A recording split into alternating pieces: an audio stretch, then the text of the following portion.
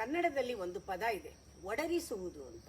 ನಾನು ಇದನ್ನ ಕೇಳೇ ಇರಲಿಲ್ಲ, ನಾವು ಜಾಸ್ತಿ ಯೂಸ್ ಮಾಡಲ್ಲ.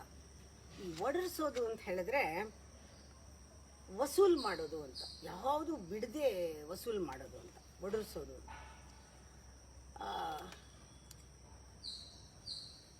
ಈಗ ಒಂದು ರಾಜ್ಯದಲ್ಲಿ ಒಬ್ಬ ರಾಜ ಅಥವಾ ಒಬ್ಬ ಮಂತ್ರಿ, ಇವಾಗ ನಮ್ಮ ಪ್ರೈಮ್ ಮಿನಿಸ್ಟರ್ನೇ ತಗೋಣ, ಅವರು ಅಕ್ಕಪಕ್ಕದ ದೇಶದಲ್ಲಿ ಸ್ನೇಹವನ್ನು ಬಾಚಿಕೊಂಡಿದ್ದಾರೆ. ಆಮೇಲೆ ಎಲ್ಲೆಲ್ಲಿ ರಿಪೇರಿ ಮಾಡಬೇಕಾಗಿದೆಯೋ ಅಲ್ಲೆಲ್ಲ ರಿಪೇರಿ ಮಾಡ್ತಾ ಇದ್ದಾರೆ. ಎಲ್ಲೆಲ್ಲಿ ವಸೂಲ್ ಮಾಡಬೇಕೋ ನಮ್ಮ ದೇಶಕ್ಕೆ ಎಲ್ಲೆಲ್ಲಿ ಸೌಕರ್ಯ ಆಗುತ್ತೆ, ಲಾಭ ಆಗುತ್ತೆ, ಪ್ರತಿಯೊಂದನ್ನು ನೋಡಿ ವಸೂಲ್ ಮಾಡ್ತಾ ಇದ್ದಾರೆ. ನಮ್ಮ ದೇಶ ಉದ್ಧಾರ ಆಗಬೇಕಂತ ಎಲ್ಲ ಕಡೆನೂ ವಸೂಲ್ ಮಾಡ್ತಾ ಇದ್ದಾರೆ. ಈ ಪದ ಕರೆಕ್ಟಾಗಿ ಹೋಗುತ್ತೆ, ಒಡರಿಸುವನೆಲ್ಲವನು. ಆದರೆ ಅದ್ಯಾವುದು ತನ್ನದಲ್ಲ ಎಂದು ನನಗೆ ಬೇಕು ಅಂತ ಹಿಡ್ಕೋತಾ ಇಲ್ಲ. ಬಹಳ ದೊಡ್ಡ ಉದ್ದೇಶ, ದೇಶಕ್ಕೆ ಬೇಕು, ದೇಶ ಸಮೃದ್ಧಿ ಆಗಬೇಕು, ದೇಶ ಬೆಳಿಬೇಕು, ರಾಷ್ಟ್ರ ಬೆಳಿಬೇಕು, ದೇಶ ಬೆಳಿಬೇಕು, ನಂದು ಯಾವುದೂ ಅಲ್ಲ. ಒಡರಿಸುವನೆಲ್ಲವನು ಅದಾವುದೂ ತನ್ನದಲ್ಲ. ಬಿಡನೊಂದನು ಒಂದೂ ಬಿಡ್ತಾ ಇಲ್ಲ. ಆದರೆ ರಾಜ್ಯ ತನ್ನದಲ್ಲವೆಂದು, ರಾಜ್ಯ ನಂದಲ್ಲ, ಯಾವುದನ್ನು ಬಿಟ್ಟಿಲ್ಲ. ಅದಕ್ಕೋಸ್ಕರ ಪ್ರತಿಯೊಂದನ್ನು ಎಲ್ಲವನ್ನೂ ಮಾಡ್ತಾ ಇದ್ದಾನೆ, ಯಾವುದು ನಂದಲ್ಲ ಅಂತ. ಇಷ್ಟಿದ್ದವ್ರಿಗೆ ಬಂಧನನೇ ಇಲ್ಲ. ಅದಕ್ಕೆ ಅವರು ಸೇವಕ ಅಂತ ಹೇಳ್ತಾರೆ. ಎಷ್ಟು ಒಳ್ಳೆ ಪದ ಅದು ಉಪಯೋಗಿಸಿರೋದು. ನಾವೆಲ್ಲರೂ ಫಾಲೋ ಮಾಡಬೇಕು, ಕಲಿಬೇಕು. ನಾವು ಸೇವಕರು. ಆ ಸೇವಾ ಭಾವನೆ ಬಂದಾಗಲೇ ಅದು ಬರೋದು. ಸ್ವಾತಂತ್ರ್ಯ, ಸೇವೆ ಮಾಡೋನಿಗೆ ಸ್ವಾತಂತ್ರ್ಯ ಇದೆ. ನಡೆವಂ ಸ್ವಾತಂತ್ರ್ಯದಲ್ಲಿ ಸಲ್ಲಿಸುತ್ತೆ ವಿಧೇಯತೆಯೇನು. ಆ ವಿಧೇಯತೆ ತಪ್ಪಬಾರ್ದು. ಎಲ್ಲರೂ ವಸೂಲ್ ಮಾಡಿದ್ರೂ ಕೂಡ ಅಲ್ಲೊಂದು ನಿಯಮ, ನೀತಿ, ಧರ್ಮ, ಲಾ, ಆರ್ಡರ್, ಡಿಸಿಪ್ಲಿನ್ ಎಲ್ಲ ಇರಬೇಕು. ಆ ರೀತಿ ಸಲ್ಲಿಸುತ್ತೆ ವಿಧೇಯತೆಯ ಕಡು ಯೋಗಿ ಭರತನಲ ಮಂಕುತಿಮ್ಮ. ಅದಕ್ಕೆ ಈ ರಾಮನ ರಾಜ್ಯವನ್ನು ಆಳಿದ ಭರತ ಈ ರೀತಿ ಇದ್ದ, ಈ ರೀತಿ ಸೇವಕನಾಗಿ ಇದ್ದ. ಒಡರಿಸುವನೆಲ್ಲವನು ಅದಾವುದು ತನ್ನದಲ್ಲ, ಬಿಡನೊಂದನು ರಾಜ್ಯ ತನ್ನದಲ್ಲವೆಂದು. ನಡೆವಂ ಸ್ವತಂತ್ರದಲ್ಲಿ ಸಲ್ಲಿಸುತ್ತೆ ವಿಧೇಯತೆಯ ಕಡುಯೋಗಿ ಭರತನಲ ಮಂಕುತಿಮ್ಮ. ನಾವು ಭರತನ ಥರ ಇರಬೇಕು, ಆಗಲೇ ನಾವು ಭಾರತೀಯರಾಗೋದು. ಭರತನೇ ನಮಗೆ ಹೀರೋ. ಆ ರೀತಿ ಇದ್ದಾಗ ನಿಜವಾಗ್ಲೂ ಕೂಡ ಒಂದೊಂದು ಗುಣಗಳು ಕೂಡ ನಮ್ಮ ಪ್ರೈಮ್ ಮಿನಿಸ್ಟರಲ್ಲಿ ನಾನು ನೋಡ್ತಾ ಬಂದಿದ್ದೀನಿ. ಅಂದರೆ ನಾವು ಕೆಲಸ ಮಾಡುವಾಗ ಯಾರಾದರೂ ನೋಡಿದ್ರೆ ಒಂಥರ ಕೆಲಸ ಮಾಡೋದು, ಯಾರು ಇಲ್ಲದೆ ಇದ್ದಾಗ ಒಂಥರ ಕೆಲಸ ಮಾಡೋದು, ಇದು ಅಹಂಕಾರದ ಗುಣ. ಹೆಸರು, ಮೆಚ್ಚುಗೆ, ಕೀರ್ತಿ ಬೇಕಂದ್ರೆ ಎಲ್ಲ ತೋರಿಸ್ಕೊಳ್ಳೋದು, ತೋರಿಕೆ. ಇಲ್ಲದೆ ಆದರೆ ಮಾಡಲ್ಲ. ನಂಗೇನು ಸಿಗುತ್ತೆ, ನಂಗೇನು ಲಾಭ, ಆ ಆಲೋಚನೆ ಮಾಡೋದು. ಅಂದರೆ ಎಲ್ಲ ವ್ಯಾಪಾರ ಮನೋಧರ್ಮದಲ್ಲಿ ಪ್ರತಿಫಲ ಅಪೇಕ್ಷೆ ಇಟ್ಕೊಂಡು ಮಾಡೋರು. ಆದರೆ ಇಲ್ಲಿ ಪರಮಾತ್ಮನೇ ಸಾಕ್ಷಿ, ಮನಸ್ಸೇ ಸಾಕ್ಷಿ. ಅವನಿಗೆ ನಾವು ಒಪ್ಪಿಸ್ಬೇಕು. ಅವನು ಬಂದು ನೋಡಿದಾಗ ಬೇಷ್ ಅನ್ಬೇಕು, ಅವನು ಒಪ್ಸಿದಾನೆ, ನಾನೊಂದು ಉದ್ದೇಶಕ್ಕಾಗಿ ಇಲ್ಲಿ ಬಂದಿದ್ದೀನಿ ಅಂತ ಇರುತ್ತಲ್ಲ. ಒಡೆಯನೆಂದೋ ಬಂದು ಕೇಳ್ವನದ ಪುತ್ತರವ ಕೊಡಬೇಕು. ಯಾವಾಗಲೂ ಒಡೆಯ ಬರ್ತಾನೆ, ಇದಕ್ಕೆಲ್ಲ ಓನರ್ ಇರೋನು, ಅವನು ಬಂದು ಉತ್ತರ ಕೊಡು ಅಂತ ಕೇಳ್ತಾನೆ ಅನ್ನೋದು ಮನಸ್ಸಿನಲ್ಲಿ ಯಾವಾಗಲೂ ಇರಬೇಕು. ಯಾವ ಕೆಲಸ ಮಾಡ್ಬೇಕವ್ರು, ಯಾರಿಗೋಸ್ಕರನೂ ಅಲ್ಲ.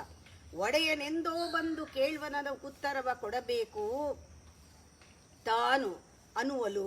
ಆ ರೀತಿ ರುಜುತೆಯಿಂದ, ನಿಷ್ಠೆಯಿಂದ ತನ್ನ ದೇಹದ ಶಕ್ತಿಯನ್ನೆಲ್ಲ ಹಾಕಿ, ಒಡಲ ಶಕ್ತಿಯನ್ನ, ತನ್ನ ಜಾಣಿನ ಶಕ್ತಿಯನ್ನ, ಬುದ್ಧಿಶಕ್ತಿಯನ್ನ ಹಾಕಿ, ತನ್ನ ಎಲ್ಲ ಜೀವಶಕ್ತಿಗಳನ್ನು ಒಟ್ಟುಗೂಡಿಸಿ ಹಾಕಿ ತಾನು ಮಾಡ್ತಾ ಇರೋ ಕೆಲಸಕ್ಕೆ ಸಂಪೂರ್ಣ ತನ್ನನ್ನು ಮುಡುಪನ್ನ ಕೊಟ್ಟ ಭರತ ಅಲ್ವೇ. ಅದೇ ನಿಜವಾದ ಕರ್ಮಯೋಗ. ಅದೇ ಅವನು ಯೋಗಿ, ಕಡು ಯೋಗಿ ಅವನು.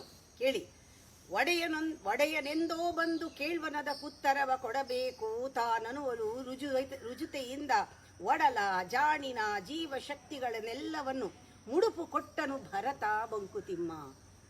ಒಂದೊಂದು ಆ ಭರತನ ಕ್ವಾಲಿಟಿ ಜ್ಞಾಪಿಸ್ಕೊಂಡ್ರೆ ಈ ಥರ ಮಾಡಿದ್ರೆ ಕೆಲಸ ಈ ಥರ ಮಾಡಬೇಕು ಅನ್ಸತ್ತೆ. ಯಾರಿಗೆ ಒಪ್ಪಿಸ್ತಾ ಇದ್ದ ದಿನಾಗ್ಲೂ ಯಾರಿಗೂ ಹೋಗಿ ವರದಿ ಕೊಡ್ತಾ ಇದ್ದ ಅವನು? ಅವತ್ತವತ್ತಿನ ವರದಿ ಅವತ್ತು ಒಪ್ಪಿಸ್ಬಿಡ್ತಾ ಇದ್ದ. ಯಾರಿಗೆ? ರಾಮಚಂದ್ರನ ಪಾದುಕೆಗೆ. ಆ ರೀತಿ ನೀವು ಒಂದರಲ್ಲಿ ನಿಷ್ಠೆ ಇಟ್ಟರೆ, ನಂಬಿದ್ರೆ, ಗುರುವನ್ನು, ಪಾದುಕೆಯನ್ನು, ಏನೋ ದೇವರನ್ನು ಅದಕ್ಕೆ ಒಪ್ಪಿಸ್ಬಿಡ್ಬೇಕು, ವರದಿ ಒಪ್ಪಿಸ್ಬಿಡ್ಬೇಕು. ಅರಸ ಅಡವಿಗೈದೊಡಂ ಅಂದ್ರೆ ಇದಕ್ಕೆ ಓನರ್ ಇರೋನು ಕಾಡ್ಗೆ ಹೋಗಿದ್ರು ಪರವಾಗಿಲ್ಲ, ಅವನಿತ್ತ ಪಾದುಕೆಗಳ ಒಡೆದ ಮನನಂ ತಾಂ ವರದಿಯೊರೆದು, ಆ ಪಾದುಕೆನೇ ಅವನ ಜಾಗದಲ್ಲಿಟ್ಟು ಅದಕ್ಕೆ ವರದಿ ಅದಿನಾಗ್ಲೂ ಹೇಳ್ತಾ, ದೊರೆತನದ ಭಾರವನ್ನು ಹೊತ್ತು ದೊರೆಯಾಗದ ಭರತ. ದೊರೆತನದ ಭಾರವನ್ನು ತಗೊಂಡ, ಆದ್ರೆ ದೊರೆ ಅಲ್ಲ. ನೀ ಅಲ್ಲಿರ್ಬೇಕು, ಅಲ್ಲಿರ್ಬಾರ್ದು. ನೀ ದೊರೆ ಆಗಿರ್ಬೇಕು, ಎಲ್ಲ ಕೆಲಸ ಮಾಡ್ಬೇಕು, ದೊರೆ ಆಗ್ಬಾರ್ದು. ಗುರು ಆಗಿರ್ಬೇಕು, ಗುರು ಆಗಿರ್ಬಾರ್ದು. ನೀನು ಓನರ್ ಆಗಿರ್ಬೇಕು, ಓನರ್ ಆಗಿರ್ಬಾರ್ದು. ಟ್ರಸ್ಟಿ ಆಗಿರ್ಬೇಕು, ಟ್ರಸ್ಟ್ ಒಂದೇ, ಟ್ರಸ್ಟಿ ಆಗಿರ್ಬಾರ್ದು. ಈ ರೀತಿ ಅಡವಿಗೆ ಹೋದ ರಾಮಚಂದ್ರನ ಪಾದುಕೆಯನ್ನ ಇಟ್ಟು ವರದಿಯನ್ನ ಹೇಳ್ತಾ ಅದಕ್ಕೆ ಒಪ್ಪಿಸ್ತಾ, ದೊರೆತನದ ಭಾರವನ್ನು ಹೊತ್ತು ದೊರೆಯಾಗದ ಭರತ ಒಲಿರು, ಆ ರೀತಿ ಇರು ನೀನು ಮಂಕುತಿಮ್ಮ ಅಂತ DVG ಅವರು ಒತ್ತಿ ಹೇಳ್ತಾರೆ. ಇದಕ್ಕೇನ್ ಬೇಕು? ಈ ರೀತಿ ಇರಕ್ಕೆ ನಿರಂತರವಾಗಿ ಶಿಕ್ಷಣ, ಶಿಕ್ಷೆ ನಮಗೆ ಮಾಡ್ಕೊಳ್ತಾನೇ ಇರಬೇಕು. ನಿರಂತರವಾಗಿ ದೀರ್ಘಾಭ್ಯಾಸವನ್ನ ಮಾಡಬೇಕು. ಅಂತರಂಗದ ಕಡಲು ಶಾಂತಿಗೊಳತಾಗ, ಅಂತರಂಗದ ಶಾಂತಿ ಇಲ್ಲದೆ ಇದ್ರೆ, ತೃಪ್ತಿ ಇಲ್ಲದೆ ಇದ್ರೆ ಒಳಗಡೆ ಭರತಂತರ ಇರಕ್ಕಾಗಲ್ಲ. ಏಕಾಂತದಲ್ಲಿ ಏಕಾಂಗಿಯಾಗಿ ಯೋಗ ಮಾಡಬೇಕು. ಸಂತತ ಶಿಕ್ಷೆಯಿಂ ದೀರ್ಘಾಭ್ಯಾಸದಿಂ ಅಂತರಂಗದ ಕಡಲು ಶಾಂತಿಗೊಳ್ಳಲಹುದು. ಸಂತೃಪ್ತ ಪ್ರವೃತ್ತಿ, ಅದರಲ್ಲಿ ಎದ್ದ ವೃತ್ತಿ ಏನಿದೆ, ಸಂತೃಪ್ತ ವೃತ್ತಿಯಿಂದ ನಮಗೆ ಏಕಾಂತ ಸಿಗತ್ತೆ. ಸಂತೃಪ್ತವಾಗಿರುವ ವೃತ್ತಿ ಮನಸ್ಸಿನಲ್ಲಿ ಎದ್ದಾಗ ಏಕಾಂತ ಸಿಗತ್ತೆ.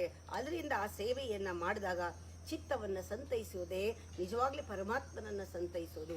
ನಮ್ಮ ಚಿತ್ತದಕ್ಕೆ ಒಳ್ಳೆ ಅನುಭವ ಆದರೆ ಜೀವಕ್ಕೆ ಅನುಭವ, ಪರಮಾತ್ಮನಿಗೆ ಒಳ್ಳೆ ಒಂದು ಸುಖ ಸಿಗತ್ತೆ, ಪರಮಾತ್ಮನಿಗೆ ಪ್ರಿಯವಾಗತ್ತೆ ನಾವು ಮಾಡಿದ್ದೆಲ್ಲ. ಸಂತದದ ಶಿಕ್ಷೆಯಿಂ ದೀರ್ಘಾಭ್ಯಾಸದಿಂ ಅಂತರಂಗದ ಕಡಲು ಶಾಂತಿಗೊಳ್ಳಲಹುದು. ಸಂತೃಪ್ತ ವೃತ್ತಿಯಿಂದ ಏಕಾಂತ ಸೇವೆಯಿಂ ಸಂತೈಸು ಚಿತ್ತವನು ಮಂಕುತಿಮ್ಮ. ಯಾರು ಚಿತ್ತವನ್ನ ಶಾಂತವಾಗಿ ಇಟ್ಕೊಂಡಿರ್ತಾರೆ, ಅಂತರಂಗದ ಕಡಲನ್ನು ಶಾಂತಿಗೊಳಿಸ್ತಾ ಇರ್ತಾರೆ, ದೀರ್ಘವಾದ ಅಭ್ಯಾಸದಿಂದ, ಸಂತತ ಶಿಕ್ಷಣದಿಂದ, ನಾವು ಎಲ್ಲೋ ದೇವರು ನೋಡ್ತಾ ಇದ್ದಾನೆ ಅವನಿಗೆ ಒಪ್ಪಿಸ್ಬೇಕು ಅನ್ನೋದ್ರಿಂದ ಒಂದು ಮನಸ್ಸಲ್ಲಿ ಇಟ್ಕೊಂಡು ದೊರೆಯಾಗಿದ್ರು ದೊರೆ ಆಗದೆ ಇದ್ರೆ ಎಷ್ಟು ಲಾಭ ಇದೆ. ಈ ಭರತನ ಉದಾಹರಣೆಯನ್ನು ನಮ್ಮ ಜೀವನದಲ್ಲಿ ತೆಗೆದುಕೊಳ್ಬೇಕು. ಸಮತೆ, ಸಂಯಮ, ಶಮಗಳಿಂದ ಭವವನ್ ಓಲೈಸಿ ಅಂದ್ರೆ ಭವವನ್